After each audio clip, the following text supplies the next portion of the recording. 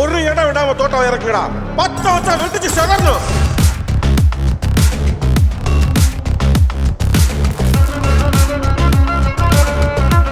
எட்ரா கொக்கி.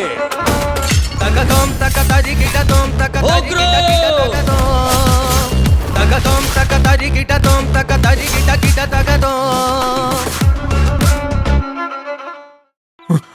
மேடம், அவளை என் தங்கச்சின்னு சொல்றதை விட என் குடும்பத்தை காக்க வந்த கோலசாமி தான் மேடம் சொல்லணும்.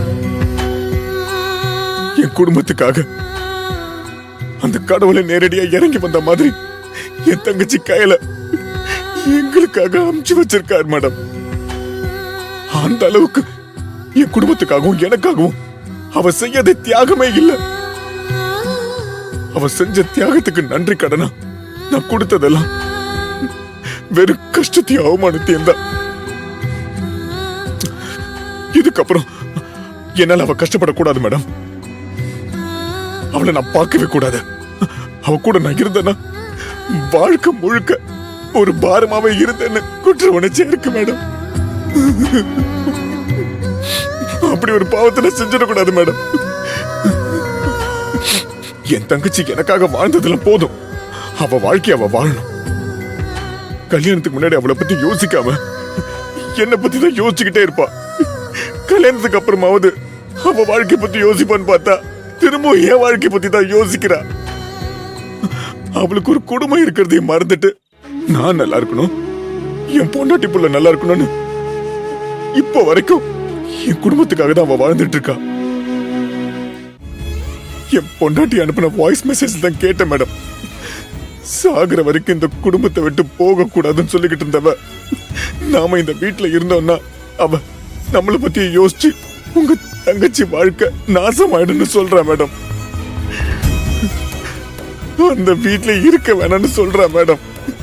என் தங்கச்சி அங்க எவ்வளவு கஷ்டப்பட்டுக்கிட்டு இருந்தா அவ அப்படி ஒரு வார்த்தையை சொல்லுவா. எல்லாத்துக்கும் மேல நான் என் வாழ்க்கையில முன்னேறி வரணும், அவளோட வாழ்க்கையில முட்டுக்கட்ட போடுற மாதிரி என் தங்கச்சியும் மாப்பிளையும் அவங்க ஒரு குழந்தைய பெத்துக்க கூடாது முடிவு பண்ணிருக்காங்க மேடம்.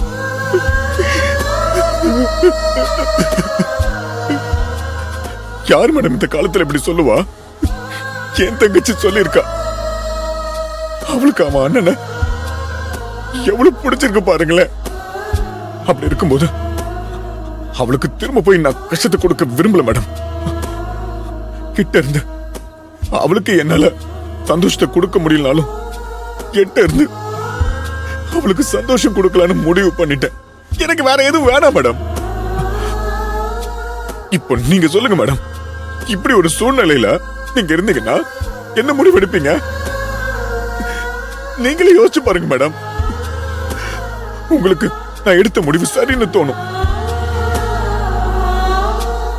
மூர்த்தி, நீங்க சொல்றது எனக்கு புரியுது. ப்ளீஸ் மேடம், முடியாதுன்னு மட்டும் சொல்லிடாதீங்க மேடம். என் உயிரையே காப்பாத்தின உங்ககிட்ட நான் கேக்குறேன், இன்னொரு உதவியா நினைச்சுக்கோங்க மேடம் ப்ளீஸ். நான் என் உசுருக்கு மேல நினைக்கிறேன் என் தங்கச்சிக்காக. இத பண்ணுங்க மேடம். நான் வீட்டுக்கு போக கூடாது மேடம். ப்ளீஸ் வேணாம் மேடம். மூர்த்தி ப்ளீஸ், தயவு செஞ்சு இப்படி ஒரு இக்கட்டான சூழ்நிலையில என்ன தள்ளாதீங்க. உங்களை உங்க குடும்பத்தோட சேர்த்து வைக்கிறேன்னு நான் உங்களுக்கு வாக்கு கொடுத்துட்டு வந்திருக்கேன். என்னையே உங்களை பிரிச்சு வைக்கிற பாவத்தை என்ன பண்ண வைக்காதீங்க.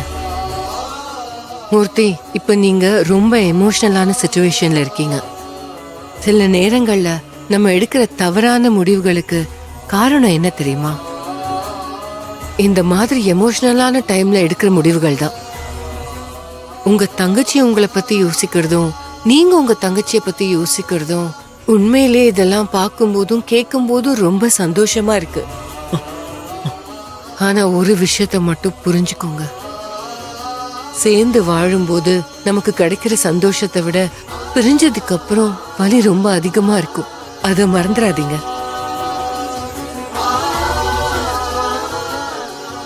உங்க சூழ்நிலையில நான் இருந்தா என்ன முடிவெடுப்பேன்னு நீங்க கேட்டீங்கல்ல, அப்படி உங்க இடத்துல நான் இருந்திருந்தா அவங்கள பிரிஞ்சிருந்து கஷ்டப்படுறதை விட அவங்க கூட இருந்து அவங்கள சந்தோஷமா பாத்துக்கணும்னு நினைப்பேன். நீங்களும் அப்படிதான் யோசிக்கணும்னு நான் நினைக்கிறேன். உங்க குடும்பத்தை பத்தி இவ்ளோ சொல்ற நீங்க எப்படி அந்த குடும்பத்தை விட்டு பிரிஞ்சிருக்கணும்னு நினைக்கிறீங்கன்னு எனக்கு புரியல. இங்க பாருங்க, முதல்ல நம்ம வீட்டுக்கு போலாம். உங்க ஃபேமிலி கிட்ட பேசுங்க, அப்புறம் எந்த முடிவு வேணாலும் எடுக்கலாம். கார்ல ஏறுங்க, வாங்க. மேடம் மேடம் இல்ல மேடம், நான் வரல மேடம். என்ன வற்புறுத்தாதீங்க மேடம், ப்ளீஸ் மேடம். இந்த வற்புறுத்தல மூர்த்தி, நான் சொல்றத தயவு செஞ்சு கேளுங்க. குடும்பங்களை விட்டு நம்ம பிரியணும்னு நினைக்கிறதுக்கு 1000 காரணங்கள் இருக்கலாம்.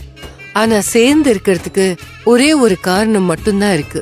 அது அன்பு. அந்த அன்பு